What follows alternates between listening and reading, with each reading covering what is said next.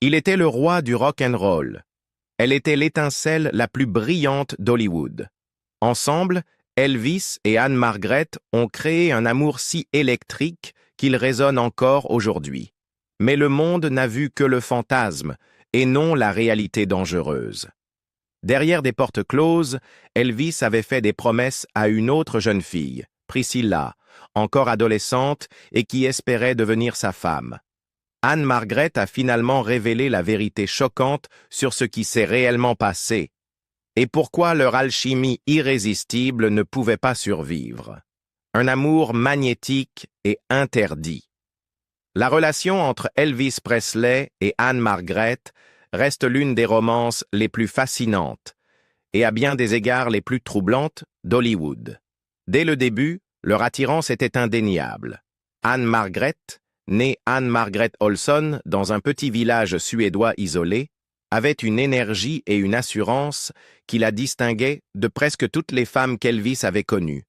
Elle était déjà une star à part entière au début des années 1960, conquérant l'écran américain avec Bye Bye Birdie et imposant le respect grâce à une présence scénique audacieuse et enjouée.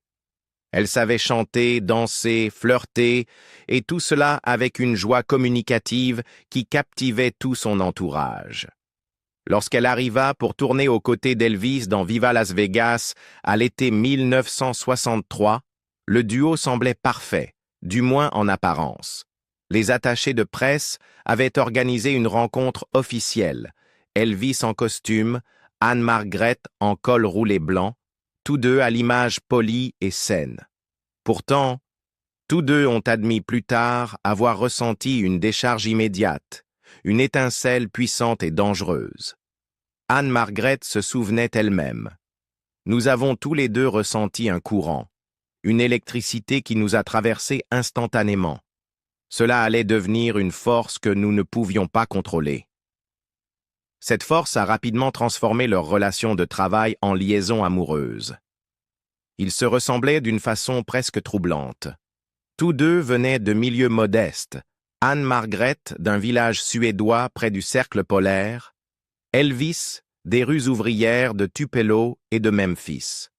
Tous deux étaient issus de familles simples et avaient vu leur vie transformée par un talent exceptionnel, et tous deux avaient compris très jeunes que se produire sur scène était plus qu'un métier. C'était une bouée de sauvetage, un moyen de survivre dans ce monde. En dehors de la scène, ils étaient étonnamment semblables. Chacun était naturellement timide, méfiant avec les inconnus, mal à l'aise face aux pressions de la célébrité. Mais devant un public, ils devenaient autre chose, magnétique, intrépide, plus grand que nature. Joe Esposito, l'un des amis les plus proches d'Elvis, a résumé cela en décrivant Anne-Margret comme la version féminine de toi. Cette ressemblance les a immédiatement mis à l'aise ensemble. Dès leur toute première répétition, en enregistrant des duos ludiques comme The Lady Loves Me et You're the Boss, ils ont trouvé un rythme naturel. Leur complicité était fluide, leur alchimie incontestable. Sur le plateau, ils se taquinaient et se défiaient mutuellement, créant une dynamique dont rêvent tous les réalisateurs. Elvis, qui avait l'habitude d'être la seule vedette de ses films, se sentit stimulé par la puissance d'Anne-Margret, son égale à l'écran. Loin des caméras, leur lien s'est approfondi rapidement. Ils étaient tous deux des oiseaux de nuit, plus heureux quand le monde dormait. Anne-Margret faisait partie des rares personnes qu'Elvis invitait dans sa suite privée, lui montrant ce visage vulnérable que si peu de gens connaissaient. Là, ils pouvaient oublier la pression de la gloire et simplement être eux-mêmes, raconter des histoires, écouter de la musique, rire. Anne-Margret comprenait le stress d'être scrutée, l'isolement de la célébrité, et elle le gérait avec une grâce qu'Elvis admirait énormément. Elle était aussi remarquablement simple, ce que son entourage respectait immédiatement. La Memphis Mafia, connue pour protéger Elvis avec férocité, appréciait Anne-Margret.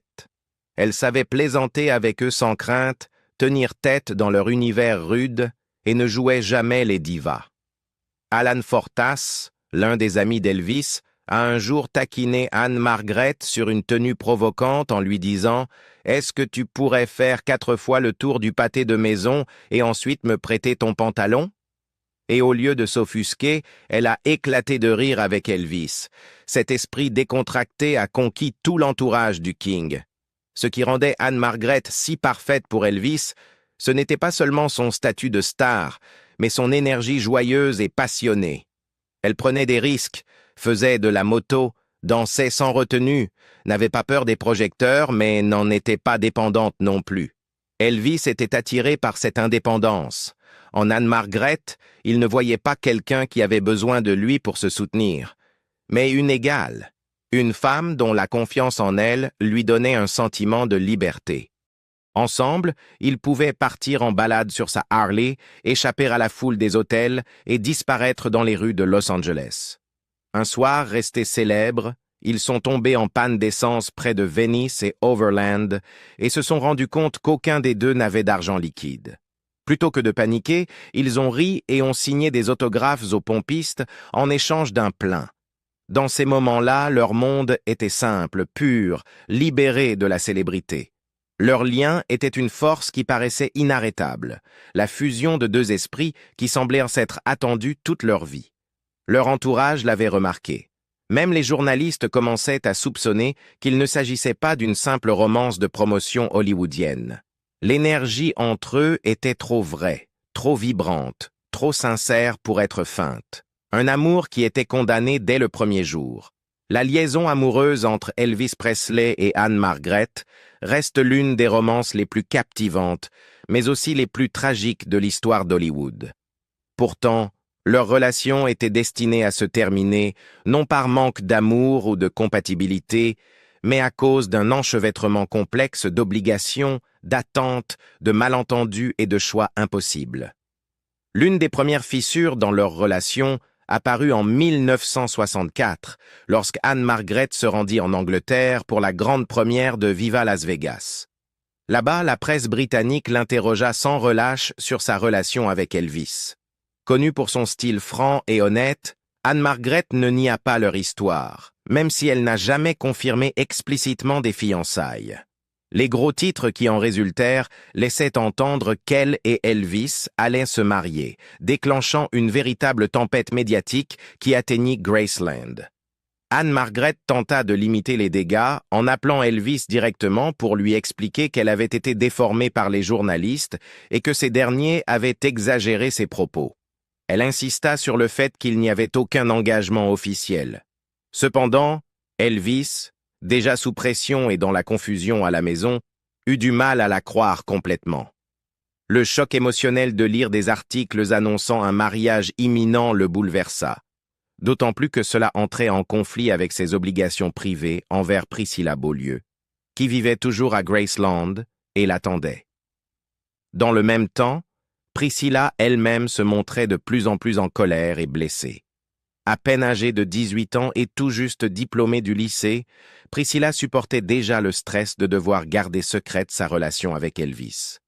Les rumeurs de son idylle avec Anne-Margret la dévastèrent. Selon ses mémoires Elvis and Me, Priscilla affronta Elvis dans une rage incontrôlable après avoir lu un article sur des fiançailles supposées. Elle raconta avoir brisé un vase contre un mur, hurlé des accusations et exigé la vérité. Cette confrontation mit Elvis sous une pression énorme. Le colonel Tom Parker, le manager d'Elvis, fut également alarmé. Parker voyait en Anne-Margret une menace pour l'image soigneusement façonnée d'Elvis, ainsi que pour le projet à long terme de l'épouser à Priscilla, afin de stabiliser sa vie privée et son image publique. Parker intervint de manière énergique, rappelant à Elvis les promesses qu'il avait faites à Priscilla et à sa famille. Un engagement qui était devenu bien plus qu'une affaire personnelle, mais un devoir moral et culturel. Elvis se retrouva face à un choix douloureux et inévitable. Certains membres de son cercle rapproché, connus sous le nom de la Memphis Mafia, pensaient qu'il aurait pu choisir Anne-Margret si elle avait été prête à abandonner sa carrière pour entrer pleinement dans son univers. Mais Anne-Margret, jeune étoile montante talentueuse, n'était pas disposée à renoncer à tout ce qu'elle avait construit. Abandonner son indépendance et ses rêves professionnels pour Elvis représentait un prix trop élevé, même par amour. En conséquence, leur relation commença à s'effondrer sous les pressions extérieures. Elvis cessa brutalement d'appeler Anne-Margret et refusa de répondre à ses messages. Elle lui envoya un télégramme avec le titre d'une de ses chansons, « Je ne comprends pas », mais ne reçut aucune réponse. Un jour, croisant des membres de l'entourage d'Elvis sur Sunset Boulevard, elle leur demanda ce qui n'allait pas, mais on lui répondit vaguement « C'est juste Elvis ». En réalité, Elvis se repliait sur lui-même, écrasé par les exigences du colonel, la colère de Priscilla et son propre sentiment de culpabilité et de loyauté. Symboliquement, leur plus proche approche d'un mariage eut lieu sur le tournage lors de la scène finale de Viva Las Vegas filmée à la Little Church of the West à Las Vegas. Entourés de caméras, ils mirent en scène un mariage fictif qui, pour eux, pour Priscilla et pour des millions de fans, paraissait étrangement réel. Mais ce n'était qu'une illusion. Après leur rupture, Elvis et Anne-Margret continuèrent à éprouver beaucoup d'affection l'un pour l'autre. Ils s'échangèrent des cadeaux, se soutinrent mutuellement dans leurs spectacles et maintinrent une chaleureuse amitié. Lorsqu'Elvis fit son grand retour triomphal à l'International Hotel de Las Vegas en 1969, Anne-Margret était dans le public, l'encourageant. En retour, Elvis continua à lui envoyer de magnifiques arrangements floraux en forme de guitare pour les débuts de ses propres spectacles à Las Vegas. Un geste qui toucha profondément Anne-Margret. Anne-Margret écrivit plus tard, dans ses mémoires publiées en 1994, que leur lien était unique et irremplaçable. Elle décrivit Elvis comme une âme sœur, un homme qui partageait son sens du spectacle, de la musique et même sa timidité hors scène. C'était une sensation étrange, gênante, drôle, inspirante et merveilleuse, expliqua-t-elle. Leur alchimie était indéniable, mais ils savaient aussi dès le début que leur amour était impossible à concrétiser pleinement. Elvis avait fait une promesse à Priscilla et dans son esprit, la trahir était impensable, malgré toute l'affection qu'il portait à Anne-Margret. La jalousie, les malentendus et la pression du public jouèrent également un rôle dans leur séparation. Lorsque les rumeurs de fiançailles se répandirent, Priscilla fut furieuse, disant à Elvis, selon Elvis and Me, « Je la déteste. Pourquoi elle ne reste pas en Suède, là où est sa place ?» La réponse sèche d'Elvis traduisait sa propre frustration face à la jalousie de Priscilla. « Je veux une femme qui comprenne que ce genre de choses peut arriver. Est-ce que tu seras cette femme ou non ?» Priscilla refusa de l'accepter et le conflit s'intensifia. Finalement, Elvis et Priscilla se marièrent en mai 1967, après des années de pression de sa famille et du colonel Parker. Anne-Margret poursuivit elle aussi sa route, épousant l'acteur Roger Smith seulement quelques jours après le mariage d'Elvis. Pourtant, leur amour ne mourut jamais complètement. Anne-Margret se souvenait que, 2 mois seulement après que tous deux se furent mariés avec d'autres, Elvis lui rendit visite en coulisses à Las Vegas, s'agenouilla et lui réaffirma combien il tenait encore à elle. En décembre 1972, 5 ans après la fin de leur brève romance, Elvis recontacta Anne-Margret alors qu'elle se produisait à Las Vegas. Il lui confia à quel point il se sentait seul et combien il tenait toujours à elle, mais elle refusa doucement de le voir, lui rappelant que leurs chemins avaient définitivement divergé. Malgré cela, ils conservèrent un profond respect et une véritable affection l'un pour l'autre jusqu'à la mort d'Elvis. Lorsque Anne-Margret assista à ses funérailles à Memphis en 1977, même Priscilla reconnut la sincérité de sa peine. Priscilla écrivit qu'elle avait senti la compassion d'Anne-Margret comme authentique et qu'à cet instant, elle partageait la même compréhension de ce qu'Elvis avait représenté pour elles deux. Un chagrin qui ne l'a jamais quittée. Lorsqu'Elvis Presley est mort le 16 août 1977, Le monde entier a pleuré la perte du roi du rock and roll. Pourtant, pour Anne-Margret, sa mort fut un coup bien plus profond, bien plus personnel. Ce soir-là, le 15 août 1977, alors qu'elle donnait 2 spectacles à Las Vegas, Anne-Margret se sentit mal à l'aise. Quelque chose n'allait pas, sans qu'elle puisse l'expliquer. Pas de fleurs, pas de télégramme, pas de message, se souvenait-elle dans ses mémoires publiées en 1994, My Story. Elle essaya de chasser cette angoisse, mais au fond d'elle, elle sentait qu'un drame se préparait. Le lendemain matin, elle appela pour prendre des nouvelles d'Elvis et entendit la terrible nouvelle par la voix de Joe Esposito, l'ami de longue date et tour manager d'Elvis. Elvis était mort subitement à Graceland. Pour Anne-Margret, le choc fut écrasant. Dans des interviews ultérieures, elle avoua qu'elle ne se remettrait jamais de la mort d'Elvis. Elle expliqua qu'Elvis était devenu une partie permanente d'elle-même, de ses joies, de ses regrets, de ses succès et de ses peines. C'est rare d'avoir un ami comme Elvis, rare d'avoir une telle âme sœur, écrivit-elle, décrivant un chagrin qui ne disparaîtrait jamais vraiment. Quand Anne-Margret arriva à Memphis pour les funérailles d'Elvis le 18 août 1977, elle se fit remarquer.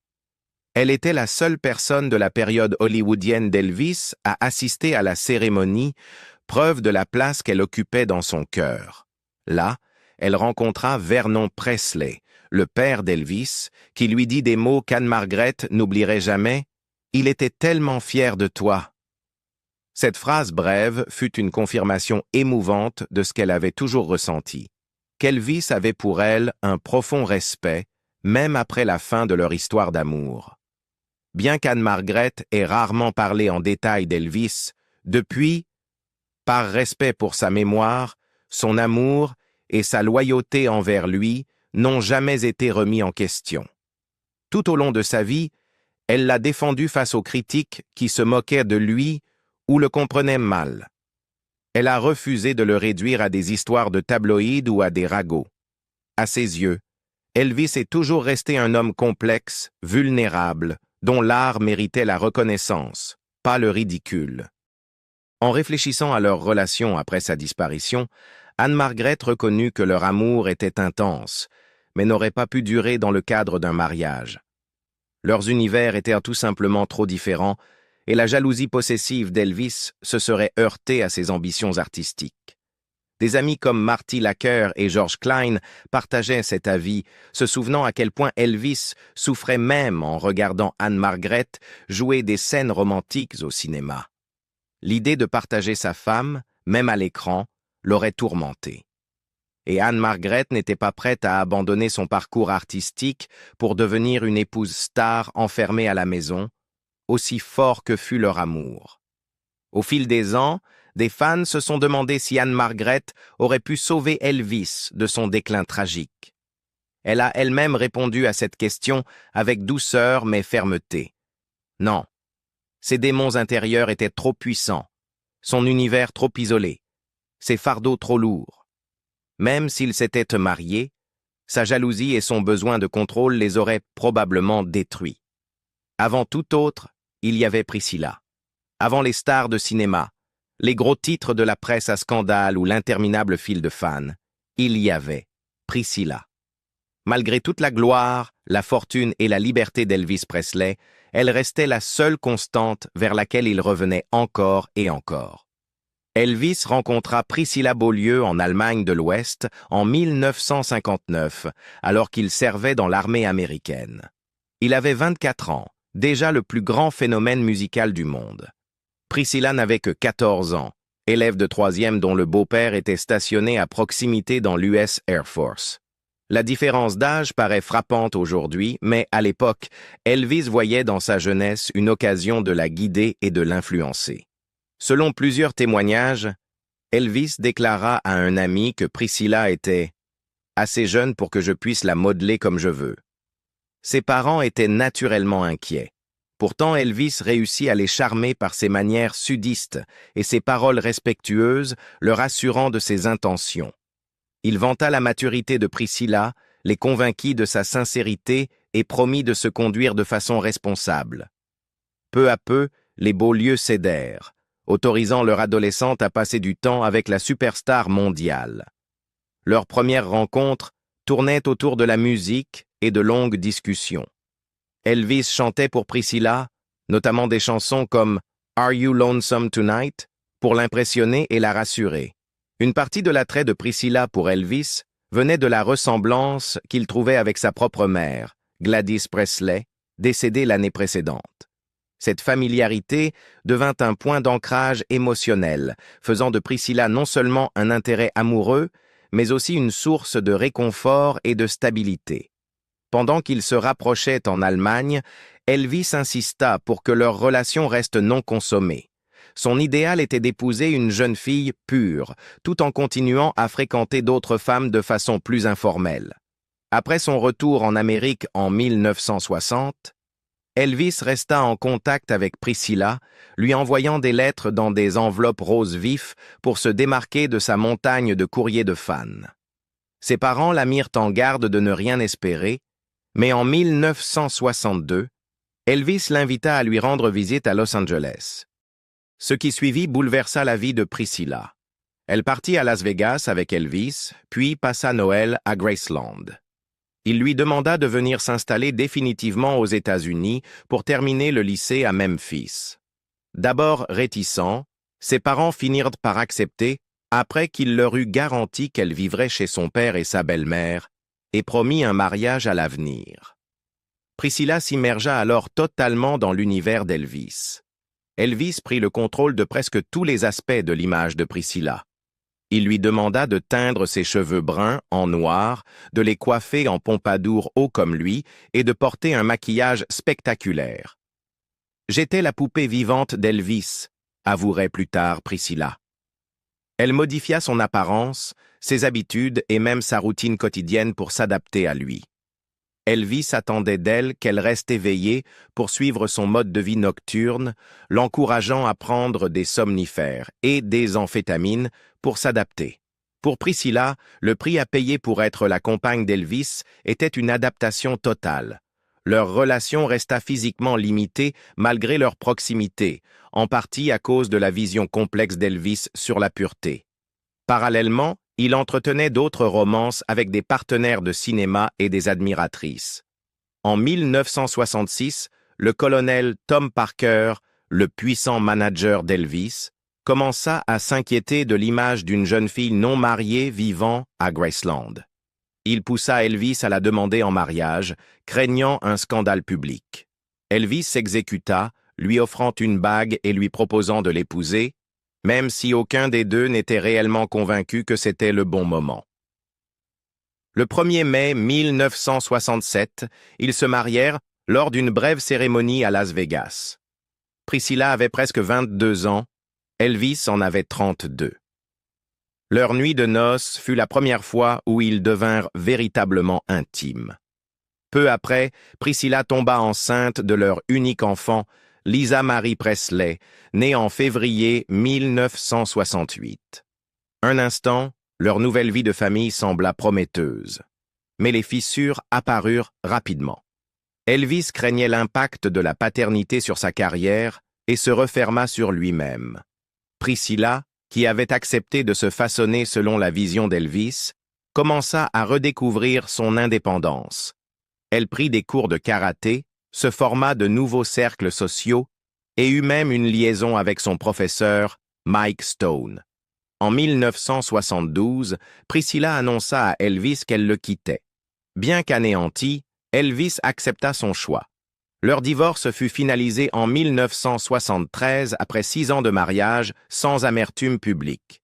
Quand tout fut terminé, Elvis lui chanta une chanson dans la salle d'audience. En pleurs, il lui dit « Tu resteras toujours l'amour de ma vie ». Priscilla écrivit plus tard ses mémoires, Elvis and Me, qui offraient un regard sans fard sur leurs années passées ensemble. Elle y reconnaissait la profondeur de leur lien, mais décrivait aussi combien il était devenu étouffant. Elle s'était sentie perdue dans son univers et partir était la seule façon de retrouver son identité. Même après la fin de leur mariage, Priscilla resta protectrice de l'héritage d'Elvis. Lorsqu'il mourut subitement en 1977, elle fut choquée et profondément affectée. Dans des interviews, elle raconta combien il était douloureux de voir la foule immense alignée le long du parcours funéraire, rappel brutal de l'amour que le monde lui portait. Elle expliqua aussi qu'elle ne s'était jamais vraiment remariée après Elvis, estimant qu'aucun homme ne pouvait se comparer à lui. Alors, qu'en pensez-vous? Anne-Margret était-elle vraiment le grand amour de la vie d'Elvis? Les choses auraient-elles pu être différentes s'il l'avait choisie à la place de Priscilla? Dites-le nous dans les commentaires ci-dessous. Si vous avez apprécié ce regard sur les secrets de la romance explosive entre Elvis et Anne-Margret, n'oubliez pas de cliquer sur « J'aime » et de vous abonner pour découvrir encore plus d'histoires méconnues d'Hollywood. Activez la cloche pour ne jamais manquer une mise à jour sur les légendes de la musique et du cinéma.